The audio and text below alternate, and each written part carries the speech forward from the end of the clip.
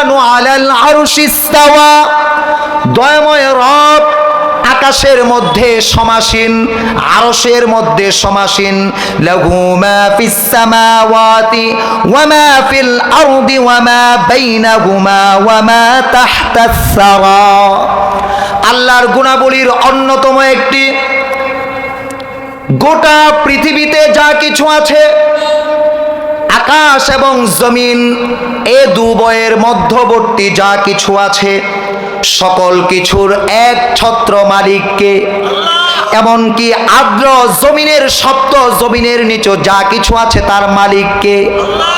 হে প্রিয় ভাইরা আমার, আপনারা তো বলেন জনগণ সকল ক্ষমতার মালিক, কথাটা ভুল না সত্য? জোরে বলেন, ভুল না সত্য? অপ্রিয় ভাইরা আমার, রব কেমন রব? ওয়া ইন তাজহাল বিল কওলি ফাইন্নাহু ইয়ালামুস সিররা ওয়া আখফা। আল্লাহ হলেন তেমন রব, মাইক দিয়ে কথা বললে শুনবেন তো এটা স্বাভাবিক, জোরে আওয়াজ করে কথা বললে শুনবেন তো এটা স্বাভাবিক। আমি আমার অন্তরের মধ্যে যে কথাটা উদয়ন হয়েছে, জবান দ্বারা আমি এখনো বের করিনি, ওই কথাটাও জানেন কে? আল্লাহু লা ইলাহা ইল্লা হুয়া লাহুল আসমাউল হুসনা। আল্লাহ তো হচ্ছেন তিনি, যিনি ছাড়া কোনো উপাস্য নাই, তিনি একমাত্র কে? যার উপাসনা ছাড়া কারু উপাসনা করা যাবে না, তিনি কে? যেখানে কেউ দেখেন না সেখানে কে দেখেন? যা কেউ পারে না তা কে পারেন? ও প্রিয় ভাইরা আমার, রব বলেন ওয়াহাল আতাকা হাদিসু মূসা। হে নবী, আপনার কাছে মূসা আলাইহিস সালামের বৃত্তান্ত পৌঁছেছে কি? إذ رأى نارا فقال لأهلهم كثوا إني آنست نارا لعلي آتيكم منها بقبس أو أجد على النار هدى। সকলে কালিমাতুশ শুকর আদায় করছি, সকলে পড়ছি আলহামদুলিল্লাহ। আওয়াজ করে পড়ছি আলহামদুলিল্লাহ। আল্লাহু আকবার। আওয়াজ করে আল্লাহর নাম, আল্লাহু আকবার কাবীরা ওয়ালহামদুলিল্লাহি হামদান কাসীরা ওয়া সুবহানাল্লাহি বুকরাতাও ওয়া আসীলা। বিবাহিত কারা কারা হাত উঠান তো? বিয়ে করেছেন কারা কারা? সোজা করে দুই হাত উপরে উঠান, এটা আল্লাহর নিয়ামত। এ পর্যন্ত আল্লাহ হায়াতে বাঁচাইছেন, নিয়ামতটা কার? জোরে বলেন না কার? হাত নামান। অবিবাহিত কারা কারা হাত উঠান? মাশাআল্লাহ, হাত সোজা করে উঠান না। পরবর্তী প্রজন্ম আপনারা ডাবল হবেন না সিঙ্গেল থেকে। আওয়াজ দিতে হবে জোরে, আল্লাহর প্রশংসার আওয়াজ। প্রথমে অবিবাহিতরা, তারপরে বিবাহিতরা নির্ধারণ করবে আজকের সম্মানিত সভাপতি আওয়াজ কার স্বচ্ছ কার উঁচু। লিল্লাহি তাকবীর। অবিবাহিতরা লিল্লাহি তাকবীর। বিবাহিত যারা আছেন আপনারা লিল্লাহি তাকবীর। আওয়াজ দোনোটা সমান সমান মনে হচ্ছে। আরেকটা সুযোগ দেব। হ্যাঁ, বিবাহিত যারা আছেন রেডি হন, লিল্লাহি তাকবীর। মাশাআল্লাহ। অবিবাহিত ভাইরা লিল্লাহি তাকবীর। মাশাআল্লাহ মাশাআল্লাহ। যারা বাহিরে আছেন অনুগ্রহ করে সামিয়ানার ভেতরে অত্যন্ত সুন্দরভাবে চেয়ার দিয়ে বসার ব্যবস্থা করা হয়েছে। সচরাচর মাহফিলগুলোতে নিচেই বসতে হয়, এখানে শীতকালীন সময়ের প্রতি লক্ষ্য করে দর্শক শ্রোতা যারা, তারা যেন আরামপ্রদভাবে আলোচনা শ্রবণ করতে পারেন, এজন্য এত সুন্দর ব্যবস্থা করা হয়েছে। আমরা এলাকাবাসী যাদের কান পর্যন্ত আল্লাহ রাব্বুল আলামিন আওয়াজ পৌঁছে দিচ্ছেন, আল্লাহর এই কৃতজ্ঞতা আদায়ের জন্য, আল্লাহ যে আমাকে আমার কান পর্যন্ত আওয়াজ পৌঁছে দিচ্ছেন, এই নিয়ামতটা কার? আওয়াজ করে বলেন কার? আপনাদের এই সমাজে কানে শ্রবণ করে না, কানে শুনতে পায় না এমন একটা মানুষও নাই। কথা কন নাকে? জবান দ্বারা কথা বলতে পারে না এমন একজন মানুষও নাই। কথা বলেন। পা নাই, হাঁটতে পারে না এমন মানুষ নাই। হে প্রিয় ভাইয়েরা আমার, আল্লাহ আমাদেরকে অবসর সময় দান করেছেন, আল্লাহ আমাদেরকে দেখার শক্তি দিয়েছেন, আল্লাহ আমাদেরকে শ্রবণের শক্তি দিয়েছেন, আল্লাহ আমাদেরকে হাঁটার শক্তি দিয়েছেন। এ সময়টা আপনাকে আমাকে অবসর রেখেছেন। পারতেন আল্লাহ আপনাকে আমাকে জেলখানায় রাখতেন, পারতেন কি পারতেন না? হাসপাতালে রাখতে পারতেন কি পারতেন না? এ সময় আমি আপনি কবরে থাকতাম, পারতেন কি পারতেন না? আল্লাহ এই অনুগ্রহ আমাদের যাদেরকে করেছেন, আল্লাহর ওয়াস্তে আপনাদের পায়ে হাত রেখে বলছি, আল্লাহর কাছে রাগান্নের পাত্র হবেন না। আল্লাহ যেন আমার আপনার প্রতি ক্রোধান্বিত না হন, রাগান্বিত না হন। আল্লাহ যে সকল বান্দার প্রতি কষ্ট পান ওই তালিকায় যেন আমার আপনার নামটা চলে না যায়। আল্লাহর নিয়ামতের যেন অকৃতজ্ঞতা আদায় না করি। এজন্য প্রিয় ভাইয়েরা আমার, আল্লাহ আমাকে আপনাকে যেন অর্ধঙ্গ না বানান, প্যারালাইজডে আক্রান্ত না করেন, ক্যান্সার না দেন, আমাকে যেন ডায়াবেটিক্স না দেন, নানা প্রকার জটিল কঠিন রুগ্ন অবস্থা থেকে আমাকে যেন সুস্থতা দান করেন। এটা আমরা চাই কি চাই না? যদি চাই, আল্লাহর কালামের এই মাহফিলকে সম্মান জানিয়ে, শ্রদ্ধা জানিয়ে প্রত্যেকেই সামিয়ানার ভেতরে এসে পড়বে। যাদের হৃদয়ের ভেতরে ইমানের স্পিরিট যতটুকু, তারা তত দ্রুত সামিয়ানার ভেতরে প্রবেশ করবে। জোরে বলেন ঠিক কিনা? দোকানপাটে যারা আছেন, চা পান খেয়ে দোকানপাটে আড্ডা না দিয়ে আপনারা সবাই সামিয়ানার ভেতরে আসুন। মহিলা মা বোনেরা, দোকানপাট এটা মেলা বসানোর জন্য দেয়া হয় নাই। দূর দূরান্ত থেকে দর্শক শ্রোতারা আসেন, প্রয়োজনে চা খেতে মনে চায়, বিস্কুট খেতে মনে চায়, সাময়িক ক্ষুধা নিবারণের জন্য এক দুইটা খাদ্যের দোকান দেয়া হয়। এখন মাহফিলকে কেন্দ্র করে আমরা মেলা বসাই, এটা হলো এই সমাজের সবচেয়ে বড় বেদাত। আসতে করলেন কেন? ঠিক এই পরিবেশ ইবাদত থেকে আপনাকে আমাকে বিঘ্ন ঘটায় কিনা? জোরে বলেন, বিঘ্ন ঘটায় কিনা? বিঘ্ন ঘটায় কিনা? মাহফিল এক বছরে মাদ্রাসায় একটা মাহফিল হয়, তখন কেন হয়? ভেতরে অন্দর মহলে ছাত্রীদেরকে কোরআন সুন্নাহ ইজমা কিয়াসের পাঠ দান করা হয়। আর যে সকল ছাত্রীর অভিভাবকরা আছেন, এলাকাবাসী যারা মাদ্রাসার জন্য দোয়া করেন, বিরোধিতা করেন না, তারা যেন কিছু পুঁজি নিতে পারেন, উলামায়ে কেরামের চেহারা দেখতে পারেন। একজন শিক্ষক এখানে বসে আলোচনা করবে, বাকিরা আলোচনা শুনবে, এজন্য এই মাহফিলটার আয়োজন হয়। এখন মাহফিলকে কেন্দ্র করে গুনাহ হয়। এই দোকানগুলোতে অবাধে ছেলেরা মেয়েরা ঘোরাঘুরি করে কিনা? হ্যাঁ, জোরে বলেন। এর দায়ভার নিবে কে? এর দায়ভারটা নিবে কে? এজন্য মাহফিলকে কেন্দ্র করে দোকানপাট বসা নিষেধ করে দিতে হবে। এটা সামাজিক দায়িত্বশীলদের দায়িত্ব। কাদের দায়িত্ব? আমরা এই কথা বর্ণনা করব, প্রয়োগ করবেন, প্রতিষ্ঠা করবেন সামাজিক দায়িত্বশীল ভাইয়েরা। জোরে বলেন ঠিক কিনা? কারণ সমাজের দায়িত্বশীলতা আমাদের হাতে নাই, তসবিহ তাহলিল দেওয়ার দায়িত্বশীলতা আমাদের হাতে ন্যস্ত করছেন। জোরে কোন ঠিক কিনা? মসজিদের ইমাম যদি সমাজের ইমাম হতো, জুমার সালাতে ঘোষণা দিয়ে দেয়া হতো, এত্র এলাকার মুসলমান আছেন যারা আসরের পরে সামিয়ানার ভেতরে বসা থাকবেন, তারা যদি সামিয়ানার ভেতরে না থাকেন, তালিকা করে অপরাধীর তালিকায় জুমার সালাতের দিন সবার সামনে দাঁড়িয়ে জবাবদিহিতা করতে হবে, কেন আপনি সামিয়ানার ভেতরে প্রবেশ করেন নাই? আল্লাহর কোরআনের সাথে কেন মুনাফিকি করেন? মুসলমানদের জামাতের সাথে কেন ঐক্যবদ্ধ হন নাই? কেন বাড়িতে বসেছিলেন? কেন বাজারে বসেছিলেন? কেন দোকানে দাঁড়িয়েছিলেন? জুমার সালাতে সবার সামনে দাঁড়িয়ে জবাবদিহিতা করতে হবে। মাহফিলে দর্শক শ্রোতা ভরপুর থাকতো কি থাকতো না?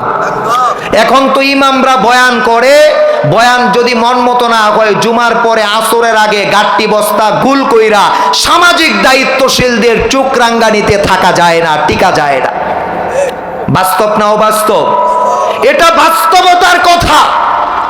সামাজিক দায়িত্বশীলরা প্রত্যেকে যদি আলেম হতেন, এই পরিমাণ জ্ঞান অর্জন করতেন, যে পরিমাণ জ্ঞান অর্জন করলে কুফুর কোনটা ঈমান কোনটা, ইসলাম কোনটা এটা চিনতে পারতেন, তখন কোনো সমস্যা ছিল না। তারা সালিশের মধ্যেও নেতৃত্ব দিতেন, জুমার সালাতে মিম্বরের মধ্যেও নেতৃত্ব দিতেন। জোরে বলেন ঠিক কিনা? সামাজিক দায়িত্বশীল ব্যক্তি যদি বলতেন আগামীকাল জুমার সলাতে যাকে না পাবো পায়ের টেঙ্গি ভেঙে ফেলবো, দেখতেন জুমার সলাতে যেভাবে উপস্থিত ঘোষণা করে দিতেন ফজরের সলাত থেকে এশা পর্যন্ত তোমাদেরকে চাই, যদি তোমরা কোথাও যাও ছুটি নিয়ে যাইবা, আমি ওই মহল্লার মসজিদে নামাজ আদায় করেছি। এ জবাবদিহিতা যদি সামাজিক দায়িত্বশীলরা করতেন, প্রত্যেক মানুষ পরিপূর্ণরূপে নামাজি হয়ে যাইতো। জোরে বলেন ঠিক কিনা? এখন আমরা কথা বলি, তারা দূরে যায় তালি দেয়, দেখ মৌলবী আজকে মারছে কি। মৌলবী কথা কইছে কোরআন হাদিস থেকে, এটা সামাজিক দায়িত্বশীলের কাঁধে লেগে গেল। এ দোষের সাথে তিনি জর্জরিত, তিনি ব্ল্যাকমেল করলেন। কিভাবে? উনি তো রাজনৈতিক কথা বলে। এমন আওয়াজ উঠে কি উঠে না? হে প্রিয় ভাইয়েরা আমার, আমাদের পেছনে গোটা বিশ্বের মুসলিম মানুষরা আমাদের পেছনে নামাজ আদায় করে কি করে না? প্রত্যেককে সংশোধন করার দায়িত্ব আমাদের। যিনি রাজনীতি করেন তাকেও আমাদের সংশোধন করতে হবে, যিনি অর্থনীতি করেন তাকেও আমাদের সংশোধন করতে হবে, যিনি কৃষিকাজ করেন তাকেও আমাদের সংশোধন করতে হবে। আমাদের দায়িত্ব হলো প্রত্যেককে সংশোধন করা। আমরা কি মনে করি রাজনীতি এটা নাপাক কাজ, এটা তো উলামায়ে কেরাম যেন না যায়। আরে ভাই, নাপাক কাজ যেটা উলামায়ে কেরাম করতে পারবেন, এটা আপনি মুসলমান হয়ে করেন কিভাবে? বাস্তব না অবাস্তব? জোরে বলেন, বাস্তব না অবাস্তব? আপনারা বিরক্ত হয়েন না, কথাটা এই জন্য বললাম, আমাদের সমাজের দায়িত্বশীলরা যদি সচেতন থাকতেন, এই ওয়ার্ডের সবাই দায়িত্ব নিয়ে যদি পোস্টার দেখার পরে, মাইকিং শ্রবণের পরে তারা বলতেন, হে ভাইয়েরা আমার, আজকে অন্য কোনো কাজ হবে না, আসরের পর থেকে দাওয়াতুস সুন্নাহ মাদ্রাসার মধ্যে মাহফিল হবে, সকলে মাহফিলে বসে থাকতে হবে, আখিরি মোনাজাত শেষ করে আসতে হবে, মাহফিলটা কানায় কানায় ভরপুর থাকতো কি থাকতো না? জোরে বলেন। অবশ্যই থাকতো। আজকে আমাদের এ দায়িত্বশীলতার অভাব। এজন্য প্রিয় ভাইরা, আমরা সবাই যেন যারা যে দায়িত্বে আছি এ দায়িত্বটা পরিপূর্ণরূপে পালন করার চেষ্টা করি, অন্যথায় মহামহিমাময় রবের দরবারে আসামির কাঠগড়ায় আপনাকে আমাকে দাঁড়াতে হবে কি হবে না? হবে কি হবে না? কষ্ট পেয়েছেন আপনারা? কষ্ট পেলে কিছুই করার নাই। আমাদের দায়িত্ব এটা, বাশীরা ওয়া নাযীরা, মানুষকে সুসংবাদ দেওয়া, মানুষকে সতর্ক করা, এটা আমাদের কি ভাই? দায়িত্ব। আপনাদের দায়িত্ব কষ্ট লাগলেও শ্রবণ করা, কষ্ট লাগলেও আমল করা, যদি আল্লাহরে রব মানেন। জোরে কোন ঠিক কিনা? আর যদি আল্লাহরে রব না মানেন, আপনার মনের রব মানেন, তো মৌলবীরে যা ইচ্ছা তা কইন, তাতে আমাকে কিচ্ছু আসে যায় না। কারণ যে কবরে আপনি শুইবেন ওই কবরে আমি শুমো। যে নাপাক বীর্য দ্বারা আপনার সৃষ্টি, ওই নাপাক বীর্য দ্বারা আমারও সৃষ্টি। ফায়সালাটা হবে কবরে শুইব যখন, ইনশাআল্লাহ। বাস্তব না অবাস্তব? এজন্য প্রিয় ভাইরা, আজকে আমরা যারা মাহফিলে এসেছি, খুশি না বেজার? জোরে বলেন, খুশি না বেজার? মহিলা মাদ্রাসার উদ্যোগে আয়োজিত আজকের এই মহতিম ওয়াজ ও দোয়ার মাহফিলের সম্মানিত সভাপতি মাওলানা মুফতি কাজী মুঈন উদ্দিন আহমদ হাফিজাহুল্লাহ, উদ্বোধক সভাপতি মহোদয় এসেছেন, উদ্বোধক বীর মুক্তিযোদ্ধা আলহাজ আফতাব উদ্দিন আহমদ হাফিজাহুল্লাহ, প্রধান অতিথি ব্যারিস্টার জাহিদ হাসান আকান্দ সাহেব, বিশেষ অতিথি জনাব আরিফ সরকার সাহেব, বিশেষ মেহমান জনাব শফিকুল ইসলাম ভুইয়া সাহেব, প্রধান আলোচক সমগ্র বাংলার আলোড়ন সৃষ্টিকারী ইসলামী আলোচক, আন্তর্জাতিক মহলে সুপরিচিত ব্যক্তিত্ব, যার বয়ানে অস্ত্রসিক্ত হয়, যার আলোচনায় তওবার মানসিকতা জাগ্রত হয়, যিনি বয়ানে অনবরত কান্নার আমলে রত থাকেন। আলহামদুলিল্লাহ, অল্প সময়ের মধ্যে তিনি চলে আসবেন। হযরত মাওলানা মুফতি আব্দুল মান্নান উসমানী হাফিজাহুল্লাহ, খুলনা থেকে আগত, ইতোমধ্যে আলোচনা রেখে ধন্য করেছেন আমাদের শ্রদ্ধেয় অগ্রজ শ্রীপুর উপজেলার অন্যতম কৃতি সন্তান রত্নগর্ভা সন্তান মুফতি ইউনুস আলী হাফিজাহুল্লাহ। আলোচনা রেখে ধন্য করেছেন মুফতি শফিকুল ইসলাম হাফিজাহুল্লাহ। আলোচনা রেখে ধন্য করবেন শ্রীপুর উপজেলার অন্যতম বরেণ্য আলেমে দ্বীন উস্তাজুল আসাতিজা মাওলানা আব্দুর রহমান সাইফি হাফিজাহুল্লাহ। আমি উপস্থিত আছি শাহ মোহাম্মদ নাঈম নূর। আপনাদের কাছে দোয়া চাই রব্বে করিমের পক্ষ থেকে রব্বে করিম যেন এমন কিছু কথা দেমাগের মধ্যে ঢেলে দেন যে কথাগুলো এই মুহূর্তে আমাদের জন্য আমলের জন্য অত্যন্ত উপযোগী, আমরা হিদায়েত পাবো এমন কিছু কথা যেন আমার জবান দ্বারা ঢেলে দেন। আমি আশাবাদী যে কথাগুলো হবে আপনারা মনোযোগ সহকারে কথাগুলো শ্রবণ করবেন। আমার আল্লাহ চাহেন তো আমি নিজে উপকৃত হব, আমার আল্লাহ চাহেন তো আমরা সকলে উপকৃত হব। আমি একজন শিক্ষক, আপনাদের কাছে কথা বললে পাঠদানের মতোই কথা বলবো। আপনারা আমার কথা বুঝেছেন কি বুঝেন নাই আমার সাথে সাথে কথার প্রতি উত্তর দিতে পারবেন তো ইনশাল্লাহ? জোরে বলেন ইনশাল্লাহ। আমি আপনাদের সামনে আজকে আল্লাহর পরিচয় নিয়ে কিছু কথা বলবো সূরা তাহা এবং সূরা ফুরকান থেকে। কোথায় থেকে জোরে বলেন? সূরা তাহার প্রথম রুকু এবং সূরা ফুরকানের সর্বশেষ রুকুর আগের রুকু থেকে ইনশাআল্লাহ অল্প সময়ের মধ্যে আল্লাহর পরিচয় সম্পর্কে আমরা কিছু ধারণা নেওয়ার চেষ্টা করব। সকলে বলেন ইনশাআল্লাহ। বিসমিল্লাহির রহমানির রহিম। মা আনজালনা আলাইকাল কুরআনা লিতাশকা। রব্বুল আলামিন বলেন, হে নবী, হে প্রিয় হাবিব, আপনার প্রতি আপনার উপর কোরআনুল কারীম এই জন্য অবতীর্ণ করিনি। আপনি কোরআনুল কারীম অবতীর্ণ হওয়ার পরে কষ্ট অনুভব করবেন, ব্যথা অনুভব করবেন, টেনশনে আক্রান্ত হয়ে যাবেন, আপনি ফ্রাস্ট্রেশনে ভুগবেন। এই জন্য আপনার প্রতি কোরআনুল কারীম অবতীর্ণ করিনি। কেন কোরআনুল কারীম অবতীর্ণ করেছি? ইল্লা তাযকিরাতাল লিমান ইয়াখশা। এই জন্য কোরআনুল কারীম আপনার প্রতি অবতীর্ণ করেছি যারা মহামহিমাময় রবকে ভয় করে। কাকে ভয় করে? জোরে বলেন না, কাকে ভয় করে? কাকে? যারা মহামহিমাময় রবকে ভয় করে, রবের প্রতি ভীতি সঞ্চারিত মনোভাব থাকে, নিজের হৃদয়ের ভেতরে অনুভূত হয়, অনুভব করে নিজের হৃদয়ের ভেতরে আন্দোলিত করে মহামহিমাময় রব আল্লাহর ভয়। কার ভয়?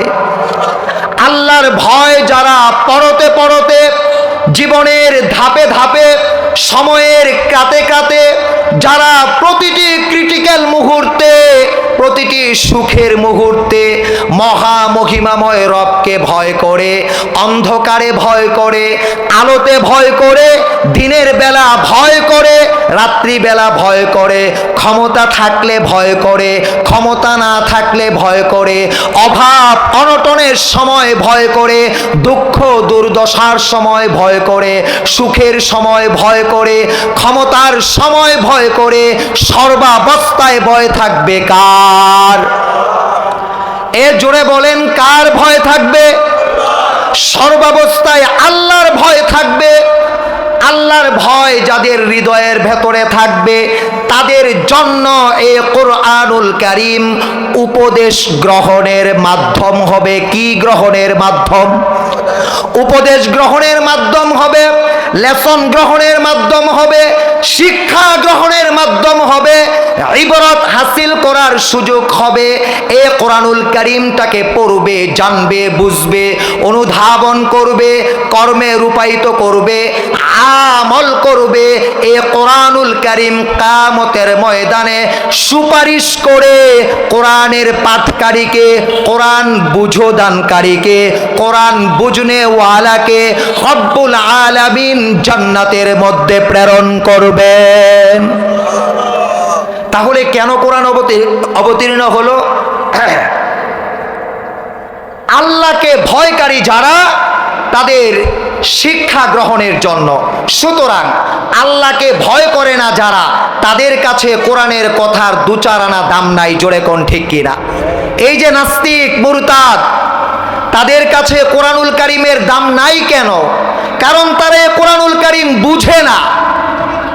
যদি বুঝতো তাহলে কোরআনুল কারীমের মর্যাদা কি, এ কোরআনুল কারীমের ডেফিনেশন কি, এ কোরআনুল কারীমের এডিশন কি, পদ কি, পদবী কি, কোরআনুল কারীম কি চায়, কেন অবতীর্ণ হলো, একজন মানুষের গণজমায়েতের মর্যাদা, ব্যক্তি জীবনে একজন মানুষের মর্যাদা, রাষ্ট্রীয় দায়িত্ব পালনকারী একজন মানুষের মর্যাদা, জামাতের দায়িত্ব পালনকারী ইমামের মর্যাদা, আমিরের মর্যাদা, একজন সাধারণ আপামর মুসলিম জনসাধারণের মর্যাদা, একজন নারীর মর্যাদা, একজন পুরুষের মর্যাদা, একজন পিতার মর্যাদা, একজন মাতার মর্যাদা, একজন শিক্ষকের মর্যাদা, এ কোরআনুল কারীম জানলে বোঝা সম্ভব। জোরে কোন ঠিক কিনা?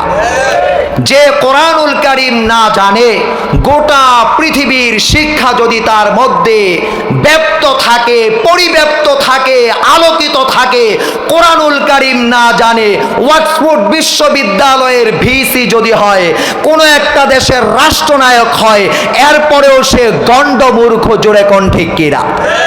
আরো জোরে কোন ঠিক কিনা? নেতা তো হবেন তিনি, জানাজার নামাজে বক্তব্য দিবেন, জানাজাটা পড়াবেন যিনি। নেতা তো হবেন তিনি, জুমার নামাজের পূর্বে ভোট চাইবেন, জুমার নামাজে খুতবা দিবেন, জুমার নামাজে ইমামতি করবেন যিনি। জোরে কোন ঠিক কিনা? এমন নেতা হতে হলে কি লাগবে? কোরআনের শিক্ষায় শিক্ষিত হওয়া লাগবে। জোরে কোন ঠিক কিনা?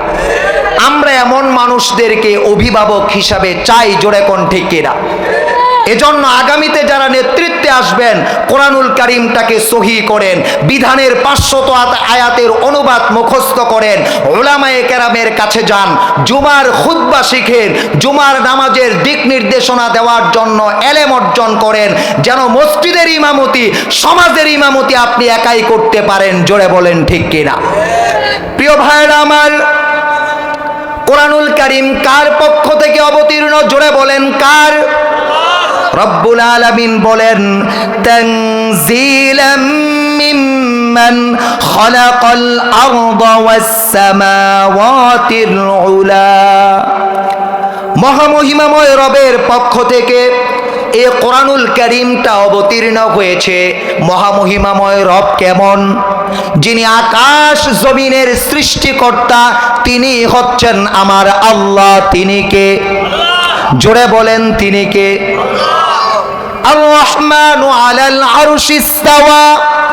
দয়াময় রব আকাশের মধ্যে সমাসীন, আরশের মধ্যে সমাসীন। লাহু মা ফিস সামাওয়াতি ওয়া মা ফিল আরদি ওয়া মা বাইনাহুমা ওয়া মা তাহতাস সারা। আল্লাহর গুণাবলীর অন্যতম একটি, গোটা পৃথিবীতে যা কিছু আছে, আকাশ এবং জমিন, এ দুবয়ের মধ্যবর্তী যা কিছু আছে, সকল কিছুর এক ছত্র মালিককে। এমনকি আর্দ্র জমিনের সপ্ত জমিনের নিচে যা কিছু আছে তার মালিককে। হে প্রিয় ভাইরা আমার, আপনারা তো বলেন জনগণ সকল ক্ষমতার মালিক, কথাটা ভুল না সত্য? জোরে বলেন ভুল না সত্য? ও প্রিয় ভাইরা আমার, রব কেমন রব? ওয়া ইন তাজহাল বিল কওলি ফাইন্নাহু ইয়ালামুস সিররা ওয়া আখফা। আল্লাহ হলেন তেমন রব, মাইক দিয়ে কথা বললে শুনবেন তো এটা স্বাভাবিক, জোরে আওয়াজ করে কথা বললে শুনবেন তো এটা স্বাভাবিক।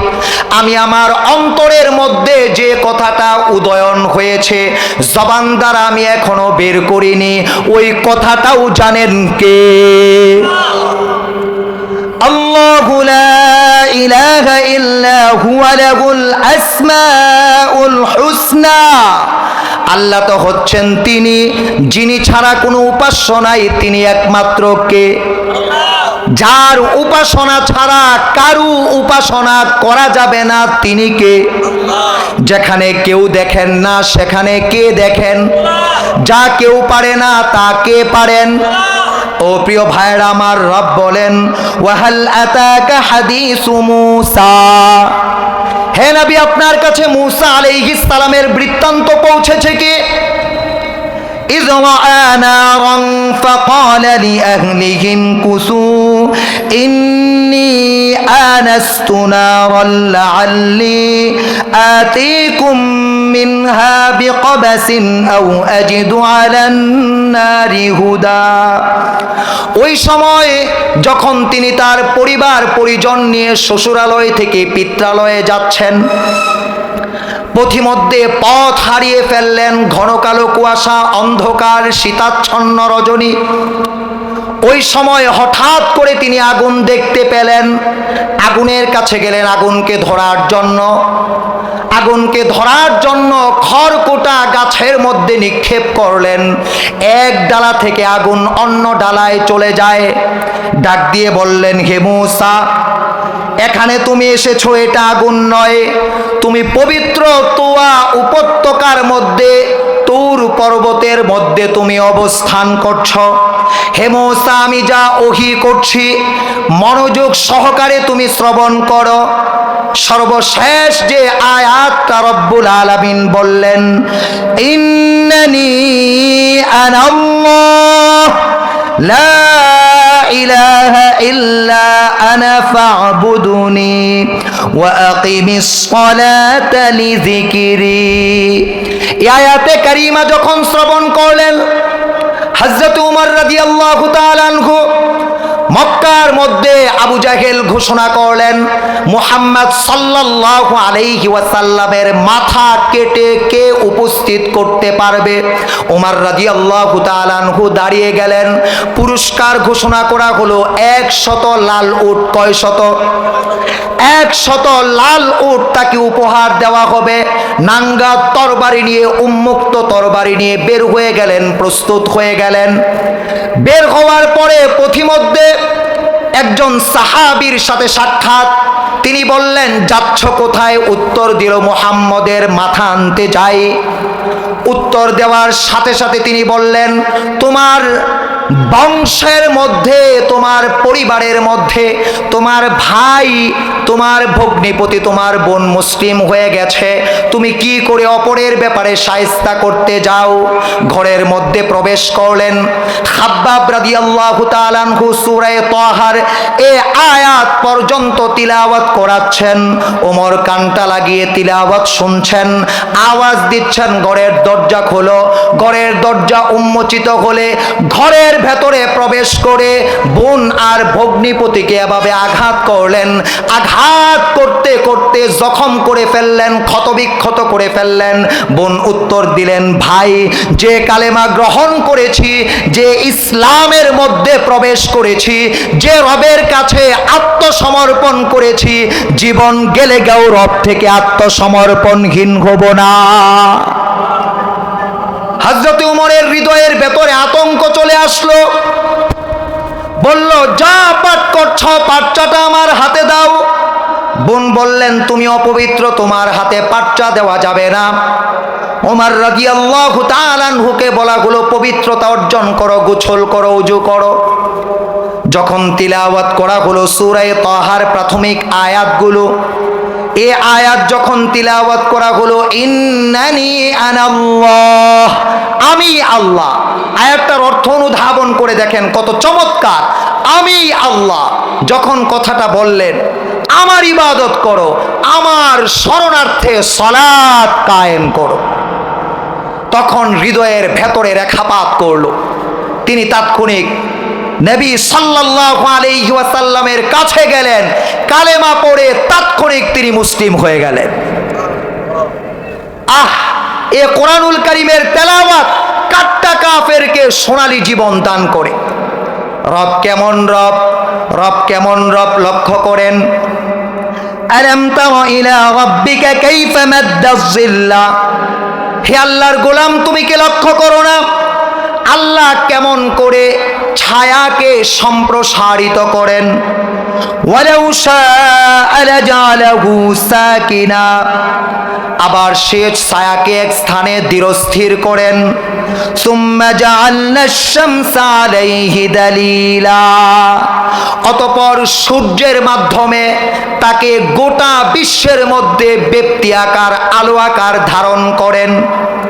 সুম্মা কবাদনাহু ইলাইনা কবদান ইয়াসীরা, অতঃপর রব তাকে নিজের মুষ্টিবদ্ধ করেন, রবের হুকুমে উঠান, রবের হুকুমে নামান। বলেন তো চন্দ্র কার হুকুমে উঠে, কার হুকুমে নামে? সূর্য কার হুকুমে উঠে, সূর্য কার হুকুমে নামে? এটা যিনি করেন তিনি কে? এক নাম্বার পরিচয়। দ্বিতীয় নাম্বার পরিচয়, হুয়াল্লাযী জাআলা লাকুমুল লাইলা লিবাসান ওয়ান নাওমা সুবাতা ওয়া জাআলান নাহারা নুশুরা। আল্লাহ তো হচ্ছেন ওই মহান সত্তা যিনি তোমাদের বিশ্রামের জন্য, নিদ্রামগ্ন হওয়ার জন্য, শ্রান্তি ক্লান্তিকে দূর করার জন্য, আরামপদ নিদ্রা গ্রহণ করার জন্য রাত্রিকে পোশাক দিয়েছেন। কি দিয়েছেন? রাত্রি হলো পোশাক স্বরূপ। কেন? পোশাক আমার আপনার আপাদ মস্তক ঢেকে ফেলে, আমাকে পোশাক আচ্ছাদিত করে ফেলে, এ পোশাক আমার আপনার গায়ের সাথে মিশে যায়। এজন্য রাত্রির ঘন কালো অন্ধকারকে পোশাকের সাথে তুলনা করেছেন। রাত্রিটা যখন আছে বিছানার মধ্যে আমার দেহটাকে হেলে দেই। ও রব্বুল আলামিন, পরবর্তী আয়াতে রব্বুল আলামিন বলেন, এবং তোমাদের জন্য দিনটাকে করেছি উপার্জনের জন্য। দিনে তোমরা উপার্জন করবে, ক্ষেত খামারে চাষাবাদ করবে, কাজকর্ম করবে, প্রতিটি সেক্টরে। রব্বুল আলামিন বলেন, এ ঘুম থেকে যখন তোমরা জাগ্রত হয়ে যাও, এভাবে কিয়ামতের ময়দানে তোমরা পুনরায় পুনরুত্থিত হবে। হুয়াল্লাযী আরসালার রিয়াহা বুশরাম বাইনা ইয়াদাই রাহমাতিহি ওয়া আনজালনা মিনাস সামাই মাআন তাহুরা। আল্লাহর তৃতীয় নাম্বার পরিচয়, আল্লাহ হচ্ছেন ওই সত্তা যিনি আকাশ থেকে মেঘমালা বর্ষণ করার পূর্বে সুসংবাদবাহী, আকাশ থেকে মেঘমালা বর্ষণের পূর্বে সুসংবাদবাহী রহমতের এক প্রকার বাতাস পাঠান। চতুর্দিকে যখন রহমতের বাতাস আসে তখন কেউ কেউ আমরা বলি গোসিঙ্গা অঞ্চলে সম্ভবত বৃষ্টি হচ্ছে, বাগমারা অঞ্চলে কিছুক্ষণ পরে বৃষ্টি হতে পারে। আমরা বলি কি বলি না? জোরে বলেন, বলি কি বলি না? প্রিয় ভাইরা আমার, অতঃপর রব বলেন, আমি আল্লাহ তোমাদের জন্য আকাশ থেকে পবিত্র পানি বর্ষণ করি, যে পানি নিজে পবিত্র, যে পানি অন্যকে পবিত্র করতে পারে। আল্লাহর চতুর্থ নাম্বার পরিচয়, লিনুহইয়া বিহি বালদাতাম মাইতাতান ওয়া নুসকিয়াহু মিম্মা খালাকনা আনআমান ওয়া আনাসিয়া কাসীরা। এ পানি জমিনে বর্ষণ হওয়ার পরে মৃত জমিনটা উদ্ভিদ উৎপন্ন হওয়ার উপযোগী করি, ফসল উৎপাদন হওয়ার উপযোগী করি। জমিনটা ফেটে চৌচির হয়ে গিয়েছিল, বৃষ্টির পানি পড়ার পরে তৃষার্ত জমিন, পিপাসার্ত জমিন যখন বৃষ্টির পানিটা শোষণ করে, বৃষ্টির পানিটা পান করে, তখন জমিনটা ফলন আবাদের, ফসল আবাদের উপযোগী হয়ে যায়। রব্বুল আলামিনকে চেনার তৃতীয় নিদর্শন, ওয়ালাকাদ সাররাফনা বাইনাহুম লিয়াযাক্কারু। এ পানিটাকে আমি একদিকেই রাখি না, পানির অবস্থানকে আমি পরিবর্তন করি। যেখানে যে পরিমাণ পানির প্রয়োজন ওইখানে ওই পরিমাণ পানি বর্ষণ করি। কোথাও বৃষ্টি পড়ে, কোথাও বৃষ্টি পড়েই না। এখানে বৃষ্টি পড়ছে, শ্রীপুর চৌরাস্তার মধ্যে বৃষ্টি পড়ে না, এমন অবস্থা দেখেন কি দেখেন নাই? যে জায়গায় যে ছেড়ে দিমো